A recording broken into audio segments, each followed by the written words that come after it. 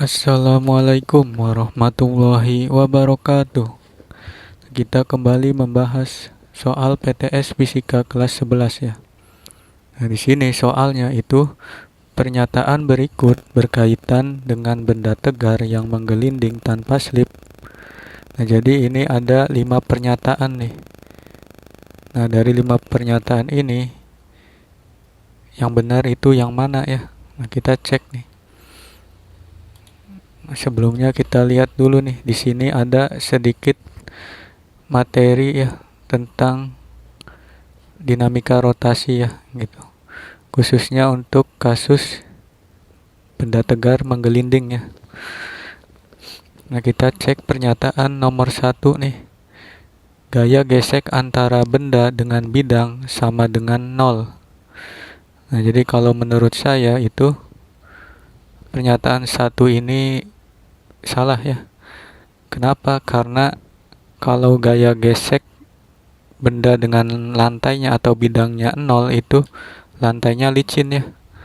Maka nanti kasusnya itu benda tegarnya itu nanti keseret ya, tidak menggelinding gitu. Kalau tidak ada gaya geseknya gitu. Atau bidang atau lantainya ini licin, maka nanti bendanya itu akan keseret, tidak menggelinding. Oke, kita lanjut di pernyataan 2. Gaya gesek antara benda dengan bidang adalah gaya gesek statis. Nah, untuk pernyataan nomor 2 dan 3 ini sebenarnya saya sendiri belum bisa memastikan ya, apakah benar atau tidak gitu. Untuk pernyataan 3, gaya gesek antara benda dengan bidang adalah gaya gesek kinetis. Nah, jadi kalau menurut saya itu yang berkaitan atau yang benar ya tentang benda tegar menggelinding tanpa slip itu yang nomor 3 ya. Jadi kalau gaya gesek statis itu kan berlaku pada benda yang diam ya. Nah, kalau yang benda bergerak itu berlaku gaya geseknya kinetis gitu. Nah, ini menurut saya ya, tapi belum tentu ya. Belum dapat memastikan gitu maksudnya. Saya apakah pernyataan 3 ini benar atau enggak gitu. Belum bisa memastikan 100%. Lanjut di pernyataan 4. Kecepatan pada titik kontak benda dengan bidang adalah sama dengan kecepatan pusat massanya. Jadi kecepatan titik kontak benda dengan bidang berarti kan di sini ya. Kalau ininya benda, ininya bidang, maka kontaknya itu kan yang ini. Maka kecepatan di titik ini itu 0 ya. Kalau kasusnya menggelinding harusnya. Cuman di sini sama dengan kecepatan pusat massanya atau VCM. Nah, itu salah ya. Nah, kalau di titik kontak ini yang kecepatannya sama dengan kecepatan pusat massanya atau VCM itu kasus yang keseret kayak gini ya bendanya, hanya gerak translasi. Nah, kalau menggelinding itu kan kombinasi antara translasi dan rotasi ya. Nah, jadi yang benar itu pernyataan 5 ya. Kecepatan pada titik kontak benda dengan bidang adalah sama dengan 0. Nah, ini benar ya. Nah, jadi untuk dari kelima pernyataan ini yang benar itu saya baru memastikan yang 5 aja ya gitu. Di sini juga karena pilihan gandanya nggak ada ya, A B C D E nya gitu, jadi nggak bisa milih ya. Nah, kemungkinan mah sama 3 nih yang benernya. Nah, mungkin untuk soal ini seperti itu ya yang bisa saya bahas atau saya share di sini. Coba kita ke soal berikutnya. Silinder pejal dan silinder berongga yang memiliki massa dan jari-jari yang sama, kedua benda menggelinding pada bidang miring pada ketinggian yang sama. Perbandingan energi kinetik silinder pejal dan silinder berongga di dasar bidang miring adalah titik-titik. Jadi di sini yang ditanya itu energi kinetik ya, perbandingannya nih. Kita lihat untuk energi kinetik kasus menggelinding ya, itu kan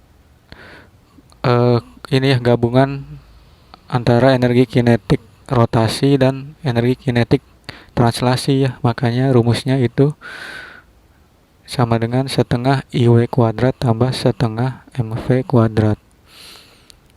Nah, di sini kita misalkan energi kinetik untuk benda yang silinder pejal itu energi kinetik 1 atau EK1 ya. Juga energi kinetik untuk silinder berongga itu kita misalkan EK2. Nah, maka nanti EK1 banding EK2 ya di sini. Nah, EK-nya sendiri itu rumusnya ini ya. Kita masukkan nih EK1 rumusnya. Nah, yang membedakan itu nanti I-nya ya. Karena silinder pejal dengan silinder berongga beda I-nya ya. Nah, untuk yang di atas ini kan silinder pejal ya. Nilai I-nya itu kalau untuk silinder pejal setengah MR kuadrat. Nah, untuk kita ingat juga ya, untuk hubungan antara kecepatan linier dengan kecepatan sudut ya, itu V sama dengan omega dikali R. Maka untuk omeganya itu kan jadi V per R ya. Nah, kita ganti nih omega yang ini nih. Kita ganti V per R, maka jadi V kuadrat per R kuadrat. Kita ganti omega ini, omega kuadrat ini ya. Maka jadi V kuadrat per R kuadrat. Nah, ini kita tulis lagi ya. Begitupun yang untuk yang di bawahnya ya. Untuk energi kinetik silinder berongga nih atau EK2. Nah, I-nya untuk silinder berongga itu MR kuadrat ya. Nah, ininya sama, omega kuadratnya kita ganti V kuadrat per R kuadrat. Ini kita tulis lagi. Nah, ini R kuadrat itu bisa dicoret ya jadi 1. Nah, maka nanti ini dikali ini itu kan 1/4 ya, 1/4 M V kuadrat jadinya ya. MV kuadrat ini ditulis lagi. Nah, kalau yang bawah itu berarti setengah MV kuadrat ya, karena R kuadratnya itu dicoret ya jadi 1 atau enggak kita tulis. Nah, ini kita tulis lagi setengah MV kuadrat yang ini. Nah, ini kan bisa kita jumlahkan ya, jadi 1/4 ditambah setengah itu kan 3/4 MV kuadrat. Nah, ini setengah ditambah setengah jadi 1 MV kuadrat ya. Angka 1 di depan ini enggak kita tulis. Nah, ini kan MV kuadrat, ini MV kuadrat bisa kita coret ya. Nah, jadi 1. Nah, jadi perbandingannya itu EK1 banding EK2 itu 3/4 ya. Atau perbandingan energi kinetik silinder pejal dengan energi kinetik silinder berongga itu 3/4 ya. Nah, jadi jawabannya untuk soal ini itu yang C ya. Nah, jadi seperti itu ya. Oke, mudah-mudahan bisa dipahami ya pembahasan soalnya. Juga bermanfaat video ini. Terima kasih. Wassalamualaikum warahmatullahi wabarakatuh.